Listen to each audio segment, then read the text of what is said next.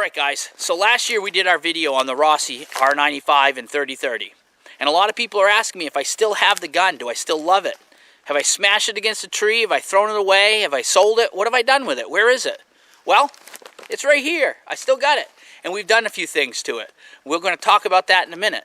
Now that video really did a lot. I mean, a lot of people watched it. A lot of people liked it, commented on it. Somebody even called me cheap because I didn't want to spend the money on a Ruger. Why spend the money when you can have a gun that's just as nice, put together as good, and shoots just as well for a hell of a lot less money? Well, let's go and let's look at what we've done to this rifle. Here we are. Here's our R95. What have we done to it? Well, last year, one of the things I did to it is I put a red dot on it. And I ran that red dot last deer season, and it worked good. I bought a cheaper Bushnell RXS 100. It worked friggin' fantastic. It was tough. It took the beating I gave it, and it would hit the target like nobody's business. Once I got that thing dialed in, all I had to do is pull the gun up real quick, put the red dot where I wanted it, shoot, and it hit the bullseye almost every single time unless I got a flyer. It was awesome. I ran it through most of the deer season, but the problem was it didn't have a shake-awake function. It didn't go on rest at all when you were walking.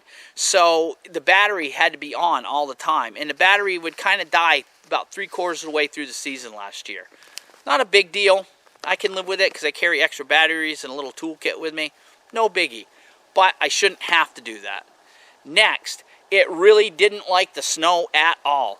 The first day I got out and tracked a buck on snow, about halfway through the day, I had to go through a bunch of thick hemlock with snow on it.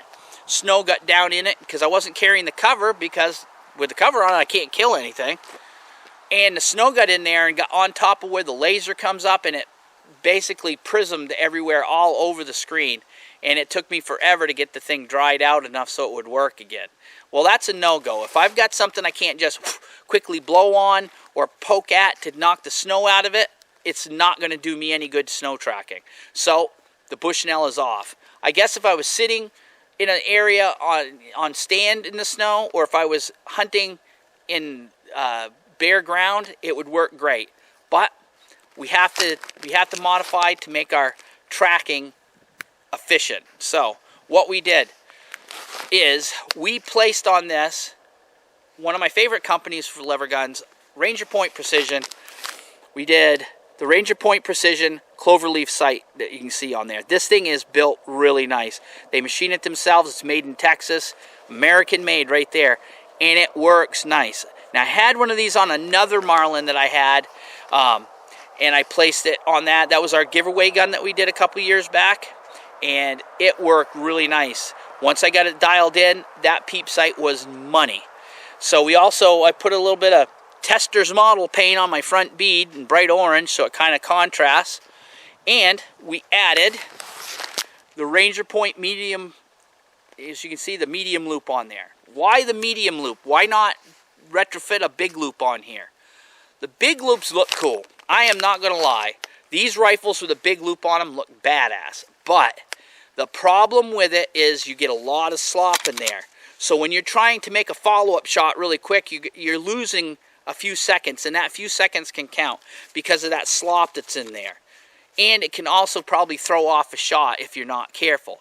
Now this medium loop is a little bit larger than the stock loop on it, but it doesn't have the curve in it. So my glove fits in there without any issues. It doesn't, and yes, the gun is clear. So when you see that, I'm going to put my hand in the trigger, and you got all that room in that trigger guard for a big set of gloves. All kinds of room. These are nice. Super easy to put on, super lightweight, well made. Like I said, once again, made in Texas, USA, baby. This is the way to do it. Now, this gun has taken a beating. There's new scratches on it and everything else. But you know what? This is a workhorse, and that's what it's meant for. This is a hunting gun. This isn't a pretty showpiece. This isn't something that you go, oh, look at the fit and finish. It's beautiful. Oh, it's an art piece. You know, like a Ruger. Okay? That's not it. This is a workhorse. This is a man's gun right here. Now, the next thing. One of the complaints I had with this was this butt pad. It was sticky. when you would come up to shoot, when a deer would be going out, it would catch in your crotch of your arm on your with the wool coat. The rubber would catch. So what we did is we basically covered it with black electrical tape. Simple fix. Now it slides nice and easy, but I can still use the benefits of that butt pad when I'm shooting. So, and it doesn't look bad. You can't even really tell when you're looking at it that there's black electrical tape on it. So that seems to be the quick and easy fix for that sticky butt pad. Other than that, that's all we've done to it. And we're going to try to sight in our peep sight right now. So stand by and we're going to get some shooting done. All right, Chris is here with me again. And we've got our Ranger Point Precision. I love that little mark right there. That's pretty cool. The Ranger Point Precision on the lever. Anyways, we're going to be using blue box 150 grain Federal ammunition, Power Shocks. That's what I hunt with, so that's what I target shoot with. This gun really likes these. I know they're the cheaper ones, they're not the premiums, but this is what this gun likes, so this is what this gun shoots. So let's get to it.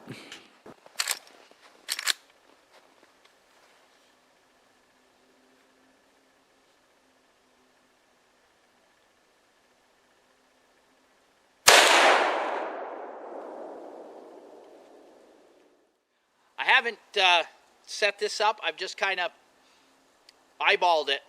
So we're going to shoot a couple shots and we'll go down and see where it hits.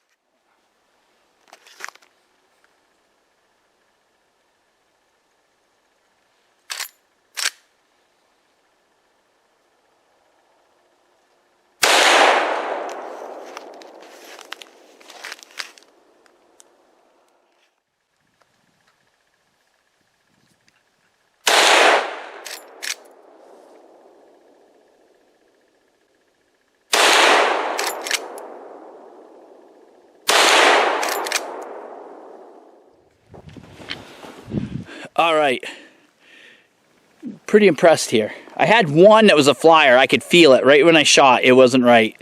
And you'll see that one came over here. If I can see the camera. We got some sun today, sun issues. So I can't see a dang thing. Yeah, you can see it right there.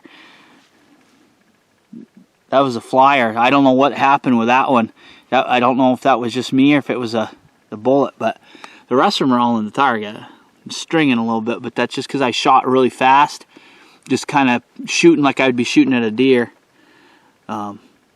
Strung in there a little bit lower, one higher, but they're I'm pretty impressed so far. So we're gonna go let Chris shoot it and see if he can hit with it, and see if it's just not my magic shooting abilities and it's actually where it needs to be. We can adjust it. I've got the Allen wrench with me to adjust that if we need to. I mean, it's shooting a little tiny bit low, but I don't know how fine those adjustments are. I don't know if I really want to screw with it or not. I mean, that's a dead deer all day long. So, but we're going to go down here, load it up, and let Chris hammer it. We're good. Ready when you are. That's smooth. It's like butter, only better.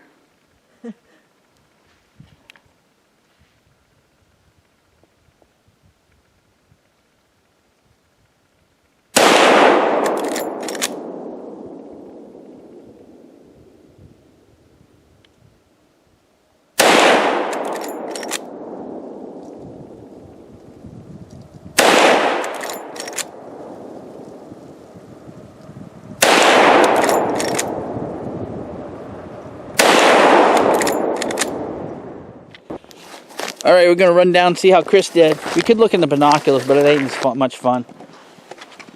And it ruins the surprise.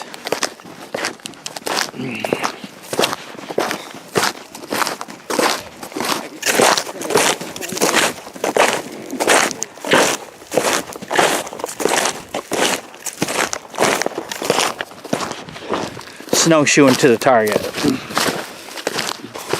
We've got a crap ton of snow up here. Anybody down south who's walking on leaves right now, you guys are pretty lucky. It just gets old after a while. Jeez, I took a wrong turn in Albuquerque. Let's see how Chris did.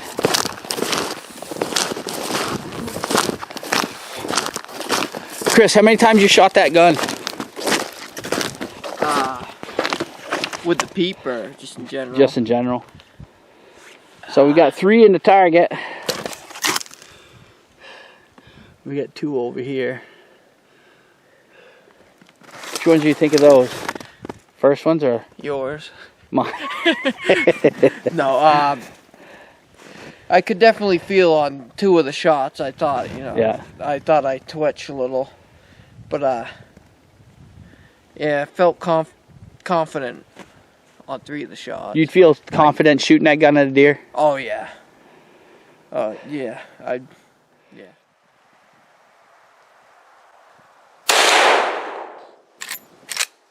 Shooting at the elk again.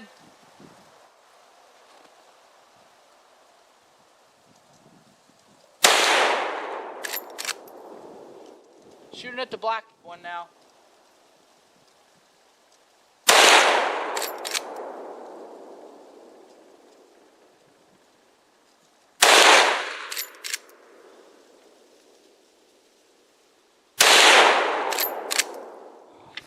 All right, so I was shooting at this elk target I got down here. Well, at the distance we're at with the white background with a white target, it was pretty friggin' hard to see. But I was kind of trying to aim in for the red as best as I could with the Rossi. And well, we didn't hit the red, but we come pretty darn close. That's not bad. And then with the rapid fire I was doing with the other shots, we got 3 here, kind of off to the side. It was just aiming quickly like you're shooting at a deer. You know, it's moving through the woods. You bring up, you acquire the target and you shoot. So as far as I can tell, we're not too bad here. I'm pretty sure if we see a deer, I'm going to shoot it and kill it. So, all right, that's not bad. That's not bad for not doing any fine adjustments or anything, which we're not going to do today. We can do that later at some other date. Right now, I'm pretty happy. If I had to go and hunt with this gun today, I know I could hit my target and kill it. So I think we're doing pretty good. So that said, we're getting out of here. Thanks for watching the video.